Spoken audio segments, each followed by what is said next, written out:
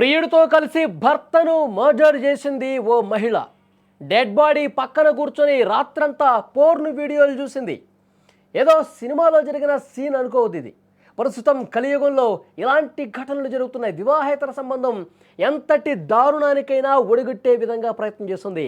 ప్రియుడి వ్యామోహంలో పడి, ప్రియుడి మోజులో పడి కట్టుకున్న వాడిని చాలా దారుణంగా చంపేస్తా ఉన్నారు.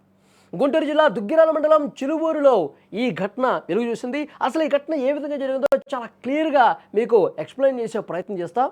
చిలువూరుకు సంబంధించినటువంటి మహిళ లక్ష్మీ మాధురి అలాగే నాగరాజు వీళ్ళిద్దరూ కూడా పెళ్లి చేసుకున్నారు. కొన్ని రోజులు వీళ్ళ కాపురం బాగానే ఉంది. మీరు స్క్రీన్ మీద చూస్తూ ఉన్నారు. కొన్ని రోజులు బాగానే ఉన్నారు. ఇద్దరు మగపిల్లలు ఉన్నారు. ఈమె ఒక థియేటర్లో టికెట్ కౌంటర్లో పనిచేస్తూ ఉంది. ఇతను లోకం శివనాగరాజు ఇతని పేరు, భర్త పేరు. నాగరాజు ఉల్లిపాయల వ్యాపారం చేసేవాడు. అంటే ఉల్లిపాయల వ్యాపారం చేస్తుండటాన్ని ఆమె ఒప్పుకోలేకపోయింది. అది చీప్ వ్యాపారంగా భావించింది. నువ్వు అసలు ఆ పని చేయదు, అది మానేసి అని చెప్పి రోజు ఇదే రకమైనటువంటి గొడవ. ఈమె థియేటర్లో టికెట్ కౌంటర్లో పనిచేసే ఆమెకి గోపి అనే వ్యక్తి పరిచయం ఏర్పడింది. ఆ పరిచయం వివాహేతర సంబంధానికి దారితీసింది.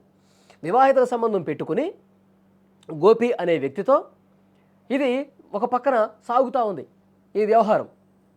సో ఇంట్లో భర్తతో ఒకే రోజు ఏదో రకంగా గొడవ పెట్టుకోవటం, బీభత్సం చేయటం ఇదంతా జరుగుతూ ఉంది.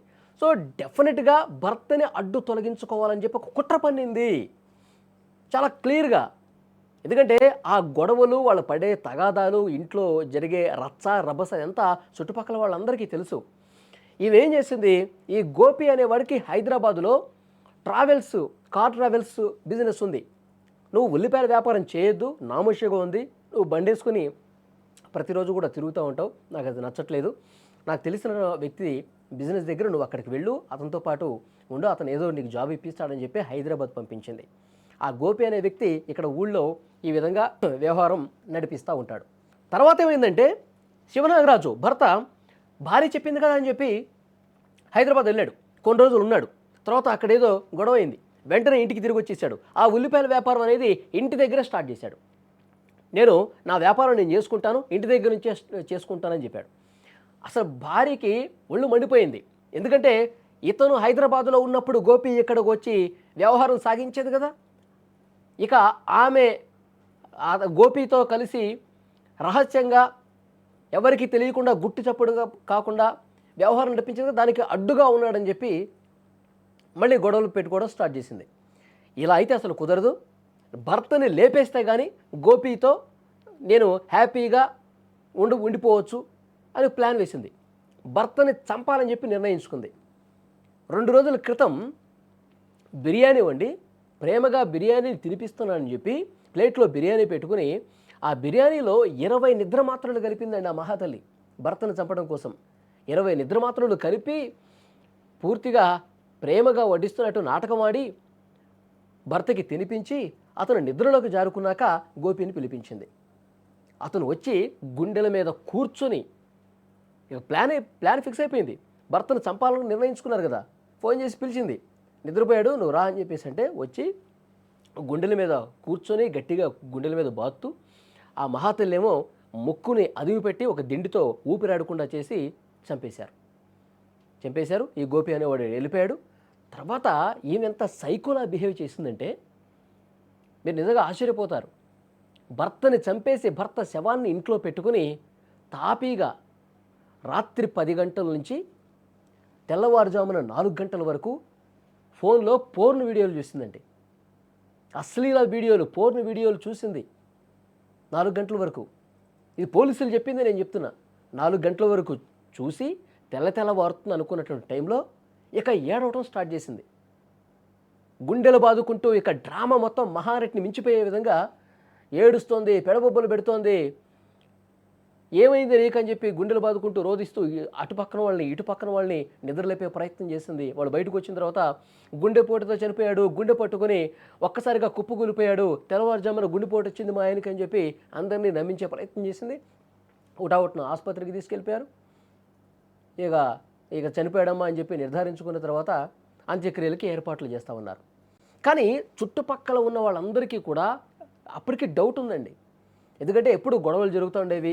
ఈ రహస్యంగా ఇవి సాగించే వ్యవహారం మొత్తం కూడా ఇంటి చుట్టుపక్కల కొంతమందికి తెలుసు. ఈమె ఏదో ఒకటి చేసిందని చెప్పి ఒక మూల అనుమానం ఉంది. తర్వాత చనిపోయిన వ్యక్తి నాగరాజు ఫ్రెండ్స్ కొంతమంది ఇచ్చారు. వాళ్ళకి అనుమానం వచ్చింది. ఎందుకంటే ఇక్కడ గాయాలు కనిపిస్తూ ఉన్నాయి, చెవిలో నుంచి రక్తం కనిపిస్తూ ఉంది. ఏదో జరుగుంటుందని చెప్పి నాగరాజు తండ్రికి చెప్పి మీరు కేసు పెట్టండి, ఒక అరగంటలో అంత్యక్రియలు స్టార్ట్ అవుతాయి అనగా అరగంట ఉందనగా ఫ్రెండ్స్ వచ్చి బలవంతంగా తండ్రితో చెప్పి కేసు పెట్టించారండి. పోలీసులు కేసు నమోదు చేసుకొని పోస్ట్ మార్టం చేస్తే గుండెల మీద కూర్చొని కొట్టినటువంటి, ఎందుకంటే ఛాతి పక్కటెముకలు విరిగిపోయినాయంట, అంత దారుణంగా వాళ్ళు గుండెల మీద కొట్టారంట. తర్వాత ఊపిరాడకుండా చనిపోయిందని చెప్పి ఆ పోస్ట్ మార్టం రిపోర్ట్లో కూడా బయటకు వచ్చింది. హంతకురాలు పోలీసులు తమదైన స్టైల్లో పోస్ట్ మార్టం రిపోర్ట్ని పెట్టి ఆమెను విచారిస్తే, వాళ్ళ స్టైల్లో విచారిస్తే, అవును నేనే గోపి ఇద్దరం కలిసి నా భర్తను చంపేశాం, నాకు గోపి అనే వ్యక్తితో కొన్నాళ్ళుగా పరిచయం ఉంది, ఈ విధంగా వ్యవహారం ఉంది అని చెప్పి పోలీసుల ముందు నిజాన్ని ఒప్పుకుంది. ఏం చేయాలండి ఇలాంటి వాళ్ళని? ఇలాంటి దుర్మార్గపు సైకో క్రిమినల్ తమ పడక సుఖాల కోసం అమాయకుల్ని చంపేస్తున్నారు కదా. కొన్నాళ్ళుగా ఇలాంటి వీడియోలే మనకు కనిపిస్తూ ఉన్నాయి, ఇలాంటి వార్తలే వస్తూ ఉన్నాయి. ఇలాంటి నీచపు బుద్ధి కలిగిన వాళ్ళని, పనికి మాలినట్టు వాళ్ళని, ఒక సైకో వాళ్ళ మహిళల్ని ఏం చేస్తే పాపం అండి? వీళ్ళు అసలు బతికే రైట్ ఉందా? పాపం అమాయకులైనటువంటి భర్తల్ని, అసలు ఏమీ తెలియనటువంటి భర్తల్ని ఇంత దారుణంగా నమ్మించి, నా ప్రేమను నటించి ప్రేమగా బిర్యానీ పెట్టింది, అందులో 20 నిద్రమాత్రలు కలిపిందంట. చూడండి ఎంత దారుణం. ఆ కుటుంబ సభ్యులందరూ కూడా రోధిస్తూ ఉన్నారు ప్రస్తుతం. సో ఇలాంటి మహిళల్ని మళ్ళీ వేరొక మహిళ భర్తని చంపకుండాలంటే ఏం చేయాలన్నది కూడా చాలా సీరియస్గా ఆలోచన చేయాలి. వాళ్ళు అసలు భర్తని పరాయి మగాడి మోజులో పడిపోయి భర్తల్ని చంపే మహిళల్ని ఇక జీవితంలో వాళ్ళు సూర్యుని చూడకూడదు, అంటే బయటకు రాకూడదు. 4 గోడల మధ్య జైల్లో కొన్ని సంవత్సరాల పాటు మగ్గి మగ్గి మగ్గి నేను ఇంత పాపం చేశానా, నేను ఇంత ఘోరం చేశానా, కేవలం నా సుఖం కోసం. ఇప్పుడు ఇవి జైలుకు పోద్ది, అతనేమో చనిపోయాడు, 2 మగపిల్లలు ఉన్నారండి. ఎంత దుర్మార్గం చూడండి, ఎంత దారుణం చూడండి. సో ఇలాంటి మహిళల్ని నిజంగా ఏం చేస్తే కరెక్ట్ చెప్పండి?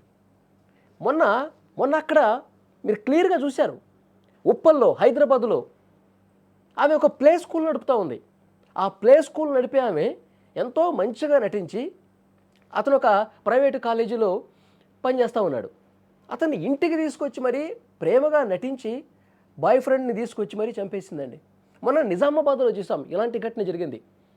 అంటే చంపడానికి కూడా వాళ్ళు ఎట్లా ప్లాన్ చేస్తూ ఉన్నారు, అసలు ఏమాత్రం అనుమానం రాకూడదు, యాక్సిడెంట్లు చేసి కూడా చంపేస్తున్నారు కొంతమంది. మనం మేఘాలయ హనీమూన్ మర్డర్ చూసాం కదా. ఇట్లా 1 కాదు 2 కాదండి, ఎన్నో ఎన్నో ఎన్నో కేసులు భార్యలు భర్తల్ని చాలా దారుణంగా చంపేస్తూ ఉన్నారు. ఇష్టారీతిన తమ సుఖాల కోసం చంపేస్తూ ఉన్నారు. మీరు తప్పకుండా ఈ వీడియో చూస్తున్న వాళ్ళు కామెంట్ బాక్స్లో తెలియజేయండి. ఎంత బాగా నటిస్తూ ఉన్నారండి. చుట్టుపక్కల వాళ్ళకి అనుమానం వచ్చింది కాబట్టి, ఇక్కడ ఈ కేసులో నాగరాజు ఫ్రెండ్స్కి అనుమానం వచ్చింది కాబట్టి నాగరాజు తండ్రికి కొంచెం బలవంత పెట్టి మాకు అనుమానాలు ఉన్నాయి నువ్వు కేసు పెట్టయ్యా అంటే, పాపం ఆ అమాయకుడు తండ్రి కూడా, చనిపోయిన అతని తండ్రి కూడా అమాయకుడు అండి, ఏమీ తెలియదు. ఆయనకు కూడా ఇంత జరిగిందా అని చెప్పి తెలియదు కదా. వీళ్ళు బలవంతంగా పోలీసుల దగ్గరికి తీసుకెళ్ళి కేసు పెడితే అప్పుడు పోలీసులు విచారిస్తే ఈ మహానటి భాగవతం బయటకు వచ్చింది కదా, లేకపోతే బయటపడేదా? ఎంచక్క హ్యాపీగా ప్రియుడు గోపితో కలిసి చట్టాపట్టాలు వేసుకొని తిరిగేది కదా. నా జీవితం ఏమైపోయినా పర్లేదు, పిల్లల జీవితాలు ఏమైపోయినా పర్లేదు, నాకు నా సుఖమే ముఖ్యం, నేను వాడితోనే ఉంటాను. ఇదా మహిళలు ఎంత దుర్మార్గంగా కొంతమంది మహిళలు సైకోల్లా బిహేవ్ చేస్తున్నారండి. ఇంకొక కేసులో కూడా మొన్న మధ్య జరిగింది, ఇన్సూరెన్స్ డబ్బులు వస్తాయని ఒకవైపు ప్రియుడు మోజులో ఉండి వాళ్ళ రంకు కొనసాగిస్తూ ఉన్నారు. మరోవైపు ఇతడు చనిపోతే ఇతన్ని లేపేస్తే ఒక దెబ్బకి 2 పిట్టలు అన్నట్టుగా ఒకవైపు డబ్బులు వస్తాయి అతని పేరు మీద ఉన్న, ఎందుకంటే నామినీగా భార్య పేరే ఉంటుంది కాబట్టి డబ్బులు వస్తాయి, మరోవైపు వాడు చనిపోతే నిజంగా ప్రియుడితో హ్యాపీగానే ఎంజాయ్ చేసుకోవచ్చు. ఇలాంటి ఆలోచన చేస్తున్నారు చాలామంది. కాబట్టి చాలా సీరియస్గా వ్యవహరించాల్సినటువంటి అవసరం ఉంది. చట్టాలు మరింత సీరియస్గా రావాల్సినటువంటి అవసరం ఉందండి. అభం శుభం తెలియనటువంటి అమాయకులైనటువంటి భర్తల్ని, మగాళ్ళని చాలా దారుణంగా నమ్మించి నట్టేట ముంచేస్తూ ఉన్నారు, చంపేస్తూ ఉన్నారు. సో డెఫినెట్గా ఈ వీడియో చూస్తున్న ప్రతి ఒక్కరు కూడా కామెంట్ బాక్స్లో తెలియజేయండి, ఇలాంటి మహిళల్ని ఏం చేస్తే కరెక్టు, ఏం చేస్తే ఇలాంటి ఆలోచన చేయడానికి కూడా భయపడతారు. తప్పకుండా కామెంట్ చేయండి.